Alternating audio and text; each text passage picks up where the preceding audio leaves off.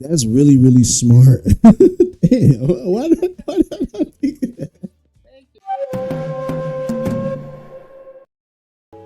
Oh, okay, there we go. Tori in the building. Let's go, man. Let's go, man. What's up, Tori? So I know we got a couple people in here hanging out with us now. They ready for us to start Street Fighter School, but I want to give everybody the opportunity to get an idea of what I've been telling them for so long. Like, y'all, this is the Tori that I've been screaming about. Every time I get on here and I play some Street Fighter, I'm always telling y'all about Tori, right? Like, I'm always like, this is like seriously one of the best Street Fighter players that I personally have watched with my own eyes. And now you get a chance to learn how to play Street Fighter from Tori, man. That's pretty hype, bro. So can you tell us how you like where do you? Because I know you've been playing for a minute. Like as far as what, like Street Fighter 4 or maybe before then. Yeah, so I started my first introduction to Street Fighter was when I was like a little girl. So Mm-hmm. my brother and I were 15 years apart. So he had Street Fighter 2 on the Super Nintendo. Right. And so, well, girl, that kind of piqued my interest. I would always want to play with him. And of course, back then I was just button mashing. I didn't know what I was doing. When Street Fighter 4 announced that it was coming out, I was like, you know what, this is a great way to be introduced back into the game. I remembered playing as a little girl, so I started playing Street Fighter 4 on Xbox. I just jumped in there and started learning combos and all these things. And so I started off with Cammy. Actually, Cammy was my main, and then after that, I I moved to Chun-Li, and then just from there, that's been my main ever since. When I first started playing Street Fighter, it was around I want to say like Street Fighter Alpha, like definitely Street Fighter Alpha 3 is when I really was like, all right, like this is the game for me, right? And so then, I dabbled in some other fighting games, Tekken, Mortal Kombat, but I always found my way coming back to Street Fighter. And more recently, I've been playing like a lot of like Fatal Fury, like with the new City of the Wolves that's out. So I've been dabbling my toe in that too. But what I found to be interesting is that we all kind of end up at the same spot where it's like we get to a certain level at the game and then it's like, okay, now I want to learn. And so like you looking for the new tech, like you watching the tournaments and stuff, and you like looking for more people to either play the game with or just like new opponents, right? I'm reading the chat at the same time. Austin says I started Street Fighter at an arcade in the mall. Yeah, that was the first place I ever played Third Strike. I went to in Chicago. They used to have a mall. Well, they still have a mall technically. It's like not much of a mall now, but it's called Forest City, right? So they had an arcade in Forest City, and we would go, just hang out at the mall while like our parents are doing what adults do. And they had a Third Strike cabinet, and I remember sitting there and like, bro, I swear I did everything I could to get my money in quarters. I didn't want paper dollars. I only wanted quarters so that I could go play Third Strike on their cabinet. And so ever since then, it's been crazy because like you think about it now, right? Like we have like all of these fighting collections from Capcom. We got Fightcade. Like we have so many ways to play like all of the older games that got us into fighting games. So that's why I think like Street Fighter School is so important, because I know that there are some people who are just playing Street Fighter for the very first time, whether it be Third Strike, Street Fighter 4, or just any fighting game in general. My next question has to do with this. Now, what do you think is like the biggest mistake that people make, like when they first start playing fighting games? Where do you think a lot of people are going wrong at? It's a good question. I think, and this is honestly something I'm still working on too. I think getting really impatient, trying to throw out as many attacks as you can. I see a lot of players just throwing out like dragon punches here and there, and just throwing out fireballs and doing a lot of crazy stuff. And it's really important to know why you're doing a certain move instead of just throwing it out there. So I think it's a really good idea to just calm down, slow down, really look at what your opponent is doing, and then act accordingly instead of just throwing out stuff and hoping that it hits. So I know that you have like a pretty solid community, that watches your matches and like watches your YouTube channel and all of that. I know I watch it avidly. Like anytime I get a chance to watch you play Street Fighter, I'm always watching because I'm looking for something that I could take away from it, right? Yeah. And so, it's really interesting you bring up the point like about like knowing how to chill. You know what I'm saying? Because chilling is thing that I had to learn from watching like Japanese players play Street Fighter, right? I was Jumpy McJumperson. I was Danny DP. And I was waking up super all the time. I was just doing crazy stuff, right? But watching the Japanese players play kind of taught me about footsies. It kind of taught me about like, meaty, oki pressure. These are all foreign concepts to me until very recently. I would say maybe like in the past maybe 2 years or so. One of the questions I had for you was, when did you see yourself like make a jump? Like, where do you remember a point where you were like, okay, like I'm kind of understanding how this game works, and so okay, now like I feel like I got this thing under control? Yeah, that's a good question. I feel like I don't know if there was a specific moment.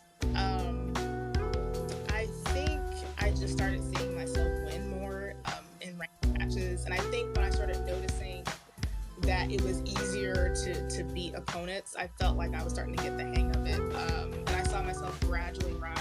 Like like in the Street Fighter 4 ranks, they have like the letter ranks. I went from like D plus to all of a sudden C and then C plus, and I was like, wait a second, I think I might actually be up the ranks, and so that's when I started to realize that I think I'm starting to get a better hang of things. That's fantastic, man. That's fantastic. I think for me, the point where it kind of changed for me is when I started to like play other characters, right? I had always played like Ryu, Ken, like everybody else, right? But then I picked up Akuma, and I was like, okay, this is a little bit more technical of a character, and you have less rope to make mistakes because you like glass cannon, right? Like as soon as you make a mistake, you're gonna die. And so I would struggle with that. Like I would be like trying to use the tech that I learned, or like trying to pull these combos off and make mistakes, and then I would die for it, right? And so then I was like, you know what? I'm gonna take a break from Akuma and play some other characters. So then I started playing like Alex, and I started playing Nash, and I started just dabbling around with some of the other characters on the roster. And then when I came back to play Akuma, because that's a character that I made in Street Fighter 6, played for a little while, and I was like, whoa, wait a minute. Like I kind of understand. Like 3-frame normals, 4-frame normals. I kind of understand safe jumps now. Like I kind of understand like how to use like this air fireball and this demon flip thing now. And so then I started to like have some success and kind of move up the ranks a little bit. So I would say that it does take a fair amount of losing before you start to like get it, Yeah, agree. Yeah, absolutely. The losing game is it hurts, but it's really helpful. Like you really do learn things. So talk to me about how you approach like the mental aspect of Street Fighter. Like me, for example, I had to get comfortable with losing, right? Like I had to get used to the idea of that. Like I could probably beat this guy, but I could probably also get my ass whooped. Like I had to just accept that, right? But when I would take that same approach to ranked, I noticed that like I got tilted a lot less, and then my play sessions lasted like a lot longer. Yeah. I would say take things with a grain of salt, not as serious as it feels. Because I know sometimes I feel very discouraged after like going into a losing streak, but I think how I beat the mental battle is that I know that if I keep at it, keep learning, keep fighting, you will get over that hump. My advice is just don't take it seriously, but don't take it too seriously. Like I said, it's okay that you lost. It's a learning experience. Just take your what am I trying to say? Take your losses, just on that, and just learn to just relax. If you're ranked in a relaxed state of this is not life or death. I'm not doing life-saving surgery. Tori, I used to be salty, man. I ain't gonna lie. It's funny because the chat, they spamming emotional damage. That meme emotional damage, they spamming it right now. It's so funny because I used to be salty. I used to be like, am I not good at this? Like, am I just not a fighting game player, right? But then you're right. Like, I had to look at it like, okay, you could win, or you could probably get your ass whipped right here, and that's okay. Like, it's okay because it's not life or death. You do get to turn the game off. And so one of the things I stumbled across that I think we want to try to put into use today, me and you, is just watching replays. That was something that I never did. I never watched replays. But now I watch replays quite often. I feel like I spend about as much time playing as I do watching replays. And that kind of helped me figure out like this whole Street Fighter School thing and like why it would be useful.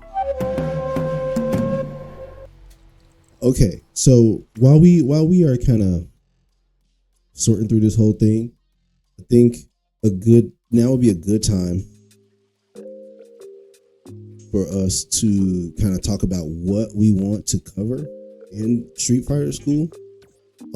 So one of the things that I know is kind of like, I don't want to say foreign, but like a difficult concept for people to understand on that like lower to intermediate level is what happens when you knock somebody down, right? So you see that happen a lot. Like you see somebody get knocked down, and then maybe somebody does a safe jump, or maybe somebody double dashes.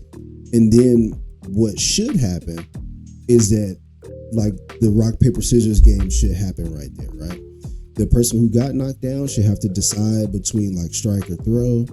The person who did the knocking down should be looking for like meaty, or, you know, maybe a shimmy, or you see what I'm saying? Like, but what generally ends up happening is that the two players just scramble, right? like somebody does something, the scramble breaks out, and one person usually comes out on top, right? So one of the things I wanted to do was cover that, you know, give us an opportunity to see what that looks like and kind of break that down. I'm sorry, I got stuck on the menu there. I was looking at the controllers. Okay. Well, yeah, let's do that then. I see what you're looking at. Search room, create room. Let me see. Oh, yeah. I was like, what a countdown. Okay. So we'll cover that first. We'll talk about like this whole like Oki situation that has other things attached to it. Are you excited at all for season 3? I am excited. I think I'm most excited about Elena. I know. Do you think they're going to take out throw loops? Do you think that's like a thing that's going to go away? What's up, Abe? I appreciate you for stopping by. Let me get you some hype in the chat. That's been the rumor, and I mean, I think that'd be nice. I do think that throw loops are kind of silly. In case anybody doesn't know what throw loops are, throw loops here, like come, like walk this way, Tori, and just throw loop in the corner for a little bit. This is what a throw loop is. So now I get up and I have no choice. Like you see how like the only way I could get out is if I jump, which is risky. But if I do this, you can get shimmy like she just did. Then I try to delay tech again, and it doesn't. That's the only way out. You have to guess with a delay tech, or you have to guess with a jump. And if you guess wrong, then you just continue to get your ass whipped in the corner. Again, so what we're going to talk about first of all has to do with Oki pressure, okay? So basically what Oki is what happens when somebody gets knocked down. So if Tori walks towards me, like let's do a sweep or something, like do a sweep. And then right there, how she's in my face right there, that would count as Oki. And so what happens is that somebody should be doing something right there. So usually what you see, like we said before, is some sort of scramble. It's fine. Like if I get swept and then nobody back rises, and let's say if Tori were to press a meaty button, like a medium punch like that, I'll automatically get hit by that as soon as I woke up. On someone's Oki pressure, what we want to try to do is work on a safe option so that you don't continually get punished every single time you get knocked down. So Oki happens a lot of different ways. Oki happens like off a bread and butter combo, right? That's Oki. You see what I'm saying? Oki is something like this. So anytime somebody gets knocked down and it is like at the opponent's like will of what they're gonna do, that's how Oki works. So the first thing I want to talk about is the safest option of all, which is like what we want to default to, which is blocking. Okay, everybody in here should know how important it is to block. Please do not get up and just mash every time. Please block. It's just so easy. It's such an easy, simple situation to solve so many problems that happens in Street Fighter. If you get knocked down, the first thing you should do on your wake up is to block. Okay, so here, go ahead with a knockdown, Tori. Okay, and then the first thing I'm going to do is block, right? So on Tori's knockdown, so she is to knock me down right now, and then I block. You see this? You see how it says advantage 2 frames, right? That means that if I block all of that, at the end of that string, I'm +2. So that means I have 2 frames that I get to move before she does. So like, does that make sense? Why that's like a good option to do? Like if you get knocked down and just block and they mash in your face, then you end up plus frames like some type of way, at least +2 in that sort of situation, right? Now, the next option I want to talk about is back rise. So like if I get swept, right? What would happen is that I should be able to back rise. Now, that didn't happen there, but the point I'm trying to make is that you want to move away from that pressure. You want to back rise away from that pressure, right? And that gives you an opportunity to see what's going to happen, right? So if somebody's going to meet you, somebody's going to safe jump, like back rise is important, right? And then the last thing you want to talk about is like delay taking, like how we were talking about in the corner. And so delay taking kind of works like, I know sometimes people they get knocked down and then they just start mashing like down back like this. And they just mash it like that. But that's not how delay tech works. The way that delay tech works, I want you to think of it as like block and then tech the throw, right? So it's like a little gap in there. I want to say maybe like 5 to about 8 frames in between the block and when you can still delay tech. So you have 8 whole frames to still delay tech if they decide to go for the throw. So like in a situation where I knock Tori down like this, and then I move up and go for a throw, she can delay tech that. She can just hold down back to block any sort of attack like this. And then if I go for a throw after I jab, she can counter that. Here, so what I want you to do is just walk up and throw me, and then on my wake up, just throw me again. So if I'm too early, like if she like doesn't get the throw, then I'll get the throw. But what usually happens is that they trade right there, and then that creates what's called a delay tech. So the other option that's going to be covered there is if she walks up and does some sort of meaty button, like a crouching medium punch, right? So after that first throw, if she walks up and does like a crouching medium punch, I'll have an opportunity to block that by delay tech. Yep. Boom. And I'll walk up and see how I can block that. And then if I press them both at the same time, so block first and then tech, I should be able to cover both options. See that? So that's how that works. But there are some people who, they don't do that at all. They just immediately just DP. Oh my God. They just do something crazy like that on wake up, right? Or they just DP. As soon as they wake up, they are not even aware of the fact that delay tech is an option. What are some things that you found that are just like working for you no matter what? Like no matter where, like if you just booted up Street Fighter right now and we're playing, what are some things that you are finding that are working for you? But no, just general things. Like what now that you are at Diamond and like, you know, mostly fighting like Diamond and Platinum players, like what are some things that are just absolutely working? I would say anti-air is most definitely just keeping your opponent out of the air. I've got a lot of Chun-Li's bread and butter combos down, which, like for example, crouching medium kick into her lightning legs, crouching kick. Those are just combos that I go to without having to use too much meter. If, for example, if I want to conserve meter, I'll just my bread and butters keep me from using too much meter.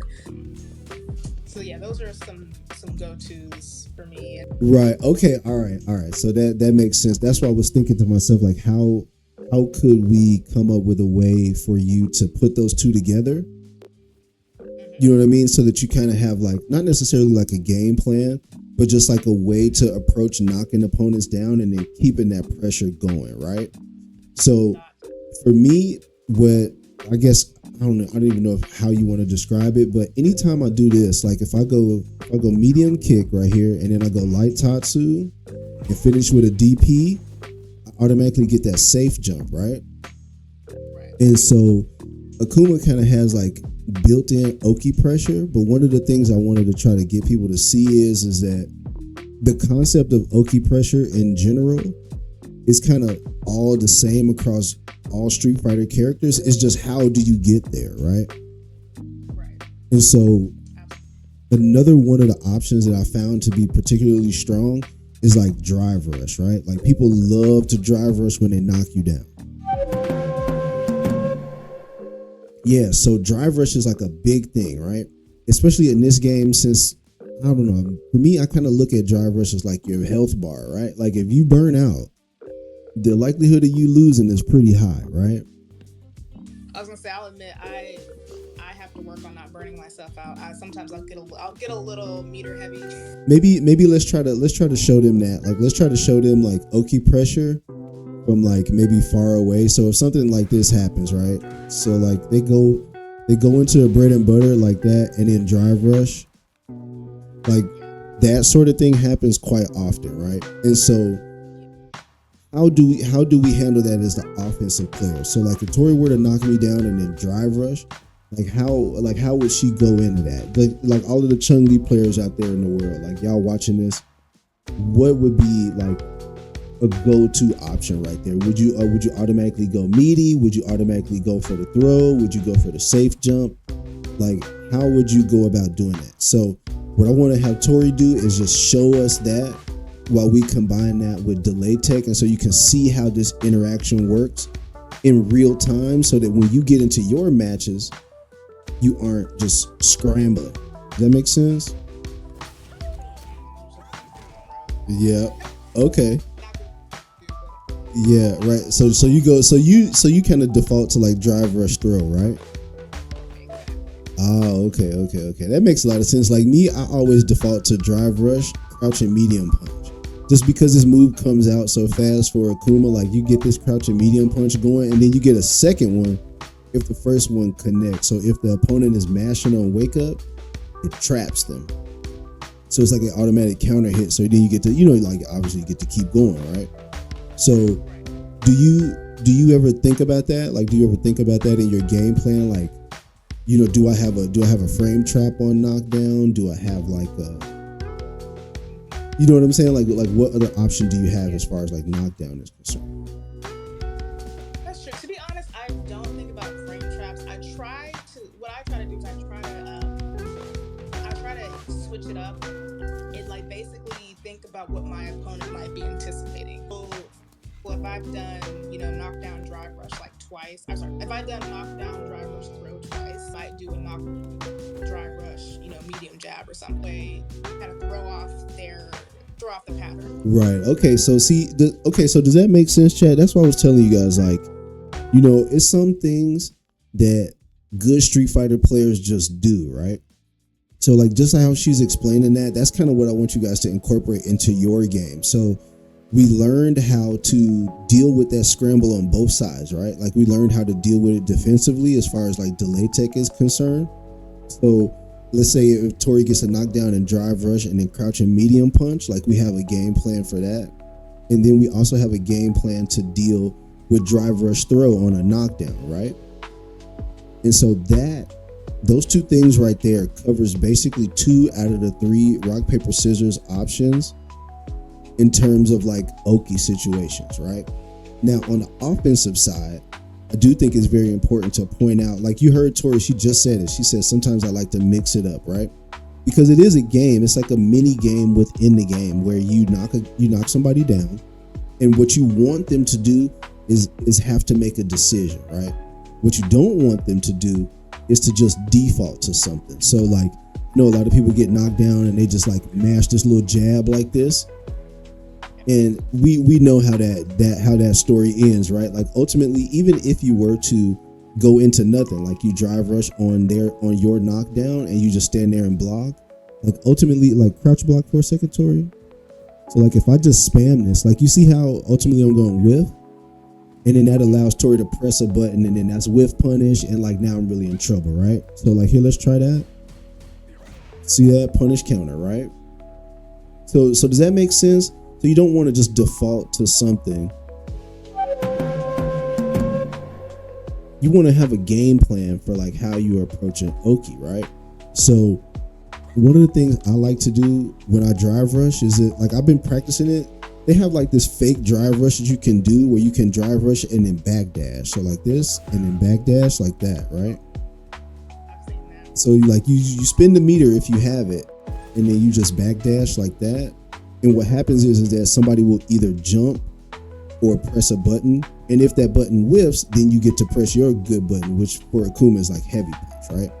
So the reason why I'm pointing that out is because I want to see you guys add that into your game plan. Like I want to see you add that as far as your Oki pressure. So, we learned about delay tech, we learned about mixing up options, we learned about safe jump, and now you have this to add to your two belt too, which is like the drive rush, like fake shimmy thing, like that. So add that, try that. How do you approach like managing resources? Do you think about that at all, or do you have like a general game plan for that, or are you just like, if I have it, I'm gonna spend it? Yeah, so this is one of the things I've really been working on, because I will say in prior months I've just been spending, and mentioned before that has gotten me into a lot of trouble. And so now what I'm trying to do is to be very selective whenever I use meter, whenever I use drive rush, whenever I use an EX move.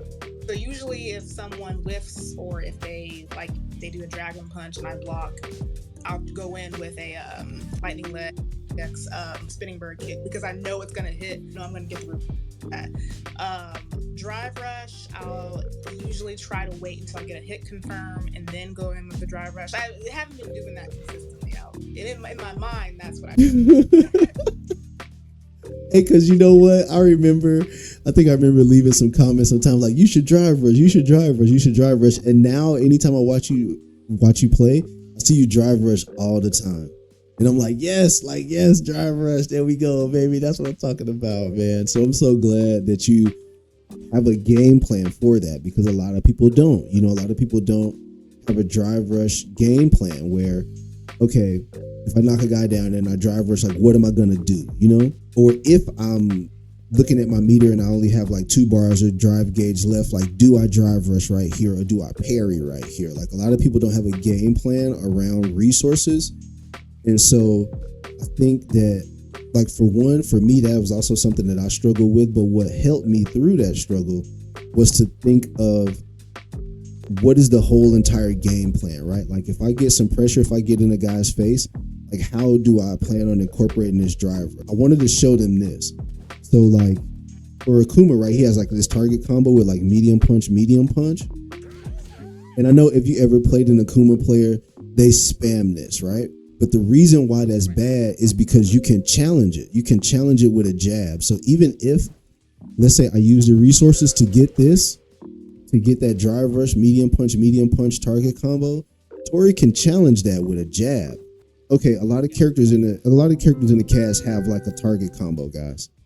So what I want you guys to think about is that after a target combo, if it gets blocked, you are generally unsafe, right?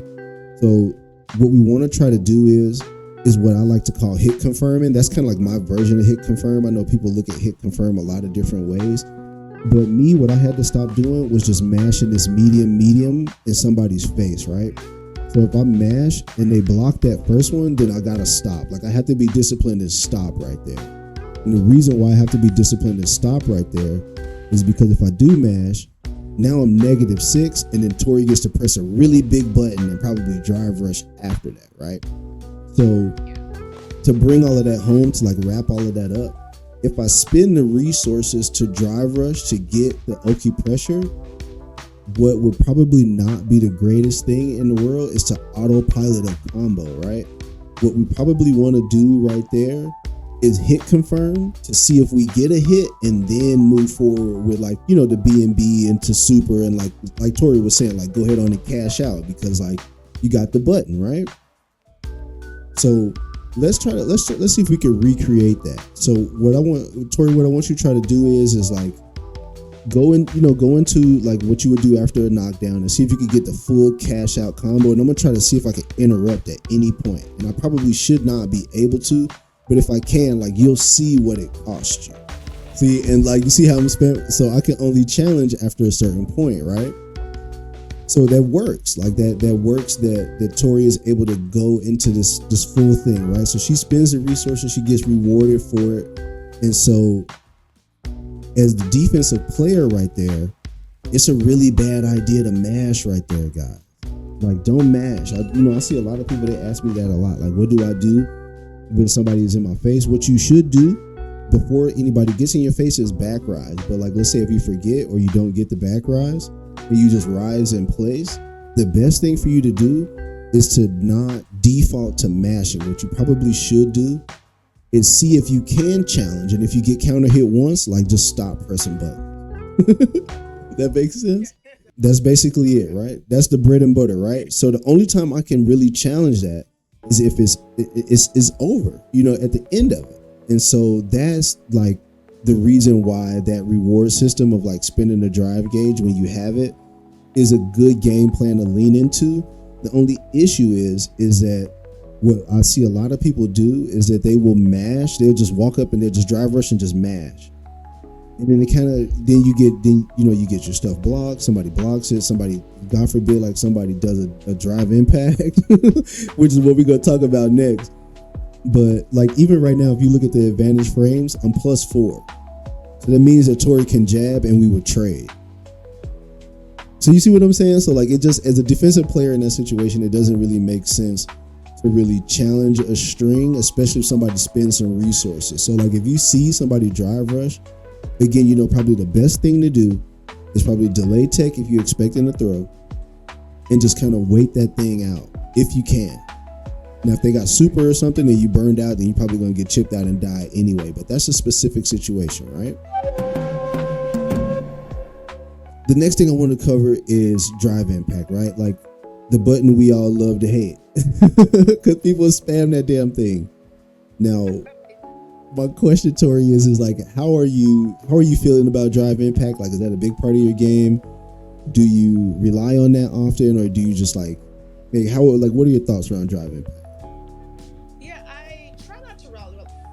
I try not to rely on it too often because I do think people can pick up a pattern easy. Really easy to pick up a pattern on the drive impact. I've thought where they'll drive impact maybe 3 times, and I'm like, that's when I start thinking, okay, try to use it very slowly when the opponent's not thinking about it. It's very kind of almost random, and it really throws them off. Also, another good time to use it is when your opponent's in burnout, and sometimes if they're in the middle of a meaty combo and in the middle of burnout, I can do a drive and it completely interrupts their combo. They have no way to defend it except for a block. But you know, if they're rows of making this huge combo, they're usually not going to block. So like an instant, almost a guaranteed win. And of course, if they're in burnout and in the corner, you definitely want to go for a drive impact, because then you'll get the stun, and then you can punish. So that's kind of like my gameplay with drive impact. Right. Okay. So then I feel like it's pretty much generally the same approach for everybody. Then I know a lot of people just kind of throw out drive impact in neutral. Like, so here, like, let's say if we go back to neutral, and then like we're just in this distance right here, we're just kind of walking back and forth playing some footsies, and then all of a sudden, boom, somebody does this, and that seems strong, right? Like that seems strong to just throw that out because it has armor, right?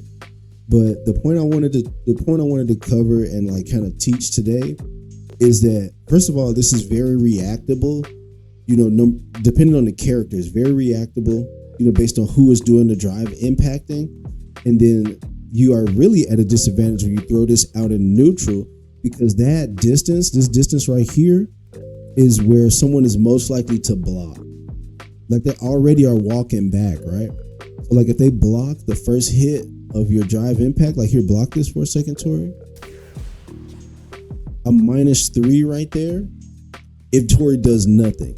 So now if she's already walking back and I just throw out a random drive impact like that, after a while, she's going to start replying to that, right? Like she's going to be like, you know what? You look like you like drive impact a lot. Let me counter DI, right? So now, Tori, do you practice counter DI, or like how do you, because I have a way that I react to it, but I want to know how you react to it. What are you looking for? Or like, how does that work? I actually have to practice it. I was actually reacting to DIs prior, like they would catch me all the time. So I go to the lab. I think there's an option character will just DI randomly to just start recognizing the startup, like, you know, that red, when you see that red flag, It's time to press the button. So I had to really go into practice so I could recognize it. And like I said before, I also try to look for patterns. If you got somebody who's drive, impact, happy, then you can start implementing it, and it makes it easier. But yeah, I had to practice for sure, and I still have to brush up every now and then, just to keep it fresh, because it can get a little tricky, especially when you're so focused on trying to get a combo out. It can blind you. So yeah, I definitely have to hit the lab and keep it fresh. Yeah, I think the idea of labbing something like drive impact is really helpful. You know, the way that I started to deal with drive impact is that I just started to jump. Like I was so afraid of it, I just started to neutral jump, right? And so it helped me for a little while until I started to play like some higher level players, and then I realized that was like their little trick to get me to jump, right? So the drill that I set up for myself was what I would do is that I would have the dummy just walk back and forth like this, and then they would just throw out a drive impact, right? And so I would, obviously try to react to that as best I can. But the other thing I started to have the dummy do is walk back and forth like this and just jump straight up. It got to a point for me where I was like labbing counter DI to where like everything looked like the red flash. And so then I just started pressing DI like preemptively, like I just pressing it, right? And anticipating, thinking that I would get a counter DI, that I would guess right. And so that's why I added that jump thing, because like if I have them shimmy back and forth and then they jump, it teaches me not to overreact. You know what I'm saying? It gives me an opportunity to actually like truly react to the DI and practice that. So that's, one thing I wanted to share with you guys, that you can kind of add that into your lab, as far as like working on counter DIs, right? It's hard to react to it, right? See that? So it's very reactable, and then a full combo happens, right? So what you want to do when you lab, guys, is that you want to try to, obviously counter DI, but then add the dummy in to do something like this. Just like have them jump or have them like walk back and forth and just press a button or something, so that you don't, have your fingers like hovering over DI. Because that was me. I used to be so afraid of getting DI that my two fingers would be sitting on top of DI the entire match. And then I would lose track of like other things that I should be paying attention to. So I'm glad you brought that up, because I actually did fall into that same pattern when I was first learning how to react to DI. I also kind of sit and hover over that button, and I would miss, key critical things because I was so focused on DI. Like opponent they would never DI, and they end up doing a bunch of other crap that I'd never. Yeah, you know what used to get me, Tori? I'm gonna tell the truth, bro. I'm so embarrassed to admit this, but it's true. I would be so worried about somebody DIing that they would just do this big old long jump in like that, and I would not do anything. I wouldn't walk back. I wouldn't press a button. I wouldn't anti-air. I would just watch them jump in, and I would just get kicked in the head because I was worried. Like they way back here, and doing a little shuffle or whatever. And in my mind, I'm thinking to myself like, he's gonna DI. Like this guy's not gonna DI you from right there. And then he would jump and be right here, and then I would just get punished. I would just eat that full jump in when I could have did something about it. So it's definitely a good idea to add this little jump right here when you lab in the DI, so that you don't, do what we're talking about, which is like hover over the button and just like pray to God that this guy doesn't DI. It was one last thing that I wanted to have you show me. A lot of times when I watch how you get into like your EX moves, right? How does that work? I think it's a little bit of both. I might just react, like for example, if someone whiffs a throw or whiffs a shuriken or something. I might just throw out EX lightning legs because it's the fastest move. It's like right there in my face. Think about it too much. Sometimes I will think about like, let me combo this into like EX lightning legs right now, or EX. I'll say, for example, the EX lightning legs is more reactionary, but my EX, I usually plan that one. Always right after it. And then her tension kicks like that. That's the plan an EX move. But the lightning legs are just, that's just kind of reactionary. So Okay, all right. That was gonna be my next question because for me, like anytime I get this, right? Like so anytime I get this button right here, that's kind of where that's basically like my hit confirm button right there because what I can do is this, that right there. Anytime I can react to that, and that's kind of how I get my pressure started. So, and then obviously like we talked about crouching medium punch because like that's basically the best button Akuma has like outside of the heavy punch, right? So if I can get that, if I can connect with medium kick, then I usually will either go into like the Tatsu, how you usually would for your regular bread and butter combo, or I would go into that overhead, and then I'm waiting again to see what the opponent does. Because if they walk back, if they jump, then I know like, okay, if this guy jumps, now I know that I could get an EXDP, right? Or if this guy jumps, I know that I could do an EX Tatsu and then get an EXDP. You see what I'm saying? So like I get to kind of cash out twice, right? So I do think that that what Tori is saying is correct. Like sometimes you do want to kind of just react, like especially if you know you're going to do a combo that's going to kill, right? Like you do want to just let the reactions go right there. But I do think sometimes it is a better idea to have a plan for your EX move so that you aren't, you know, like we talked about, just getting burnt out. Because all they have to do is jump out of the corner and DI you and then you die. So that part is kind of where I wanted to make another, you know, real sturdy point for anybody that might be watching or learning at home. Like, it's really helpful to have a game plan for this whole entire meter, brother. And this drive gauge by far is like the most important meter in the game. It's more important than your health bar. I think what's so interesting is that I feel like once you master managing your drive, I think you will put yourself at such an advantage. Seeing how some of my matches have gone where I've burned out meter and like I usually will lose those, like you said earlier. But having just a little bit of drive, even if it's like a quarter of a, you know, health bar or a drive bar left, can really mean the difference between, you know, losing a match and winning a match. Like for example, if someone tries to DI you and you're in the corner and you can see that they're about to DI you, you have a little bit of drive left, you can react to that and end the match, you know. But so I definitely agree. It's almost more important than your health bar because it is the difference between life and death in this game.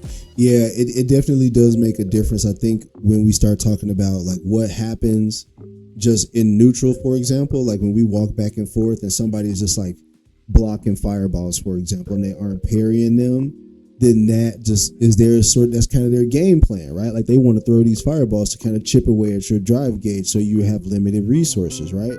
I think it's really, really helpful to be cognizant of like what you want to do with that drive gauge because like you said, like it prevents you from like getting burned out just needlessly. You know, gives you extra options to like really go for that combo that's going to kill when you finally do land a hit. That kind of brings me to my last point, and I'm not going to take up too much more of your time. We've been down there for about an hour and a half now, but I know, right? It doesn't even seem that long. But I want to ask you a question about how you approach footsies. I want to see if there's anything that I can learn from you.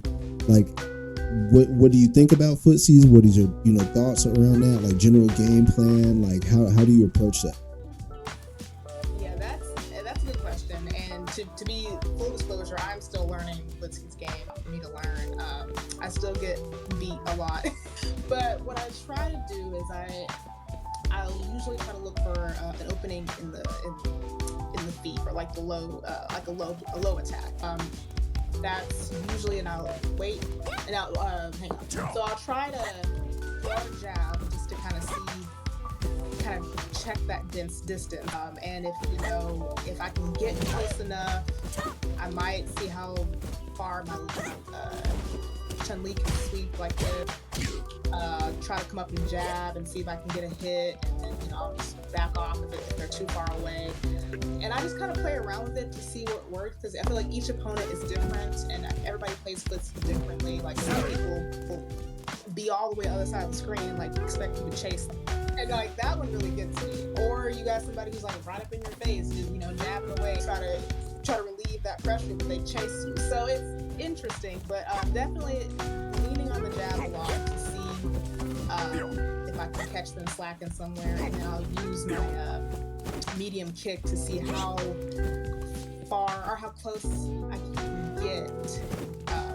To attack them. That's so smart. I didn't think about it like that. You know me, like as an Akuma player, the only thing I want to do is press this heavy punch. I'm telling y'all the truth. Like if we ever play any matches with anybody, I want you to know my game plan is to press this heavy punch and see what I could do after that. That's all I'm trying to do. So I understand that distance very, very well, right? As far as a heavy punch is concerned. But it never even occurred to me to get close enough to check the distance with the jab. That never even occurred to me. I never even thought, like, let me walk up close enough to see if I can land a jab and then back up and then hit low forward. That never occurred to me. I never even thought about that. So that's a really good point. Like walking up and just checking with this jab and like, okay, like that's close. Okay, so how much further away can I go and this person still press a button? That's really, really smart. Damn, why did I think of that? Thank you, I appreciate that. Granted, I still sometimes get beat, so it's not foolproof. But no, but that's a really good point. Like, wow, damn. I didn't even think of. I'm so embarrassed, bro. I didn't even think about that, bro.